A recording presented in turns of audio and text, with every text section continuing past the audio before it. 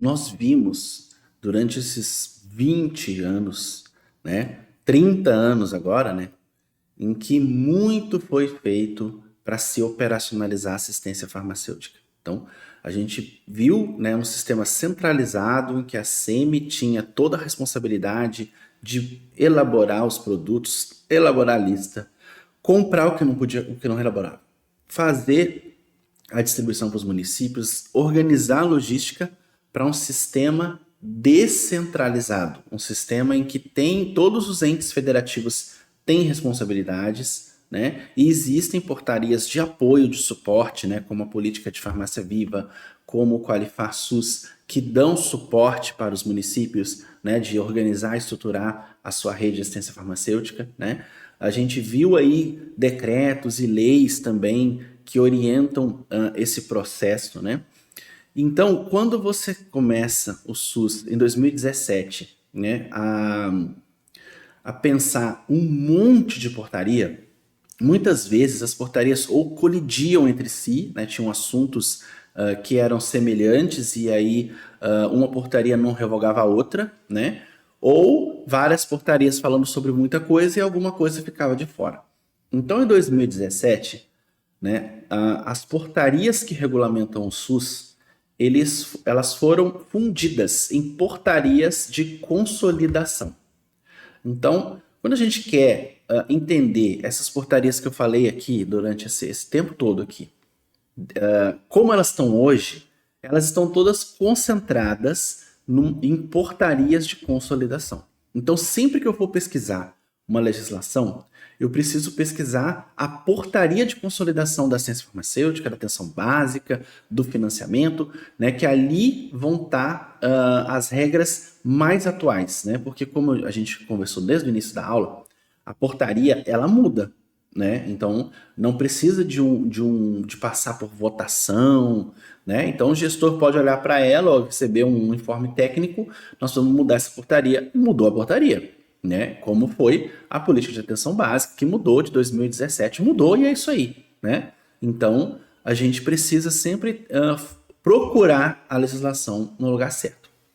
Mas, recentemente, né, essas portarias de consolidação, elas receberam um novo complemento, né? Um complemento muito importante para a nossa profissão, muito importante para o uso racional de medicamentos, para a reorientação da assistência farmacêutica, que foi as Diretrizes Nacionais do Cuidado Farmacêutico.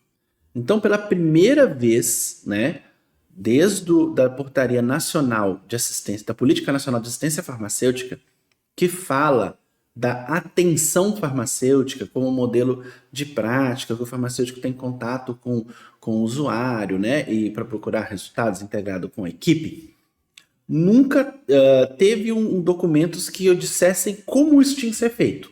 Apesar de o Qualifar SUS ter um eixo cuidado, né? Ter um eixo que valorizava o cuidado e que ensinava, né, os farmacêuticos, ensina, né, os farmacêuticos a prestar o cuidado farmacêutico. Mas e o gestor? Onde é que fica nessa história? Quem paga? Quem planeja? Né? Como é que você se orienta em relação a isso? Então, recentemente, né, foi incorporado às portarias de consolidação as diretrizes nacionais do cuidado farmacêutico. E o mais importante, não é na atenção básica, é em todos os níveis de atenção, né? E além disso, ela define o cuidado farmacêutico, que é um modelo de prática de ações e serviços realizados pelo farmacêutico voltados para a pessoa, para a família e para a comunidade, né?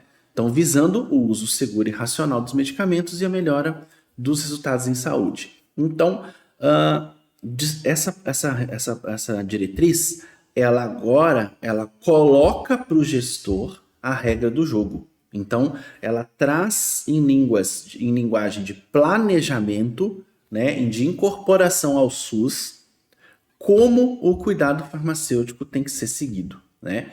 Então, isso aí foram, né, anos de discussão, de debates e que agora está publicada, né? Então, a gente precisa conhecer, né, principalmente para argumentar, né? Como a gente viu algumas portarias, como da Rede de Atenção à Saúde e da Atenção Básica, que colocam a assistência farmacêutica num ponto transversal, num ponto de só disponibilidade de medicamento, e a gente tem que contra-argumentar. Então a gente precisa mostrar, né, que a assistência farmacêutica não é só isso. Para reorientar a assistência farmacêutica, a gente não reorienta ela somente descentralizando o sistema e dando acesso aos medicamentos. Só isso não é suficiente. A gente precisa mostrar qual é o resultado que esse tratamento está provocando nas pessoas e qual o dano que esse tratamento pode estar provocando e quanto disso é evitável, quanto disso uma ação pontual, né, que no caso seria o cuidado farmacêutico, pode ajudar a equipe de saúde a resolver esses problemas. Então, essa diretriz aqui, a gente precisa passar a lupa nela, né, dentro da portaria de consolidação, para entender melhor como o gestor deve pensar a partir de agora ao implantar o cuidado farmacêutico.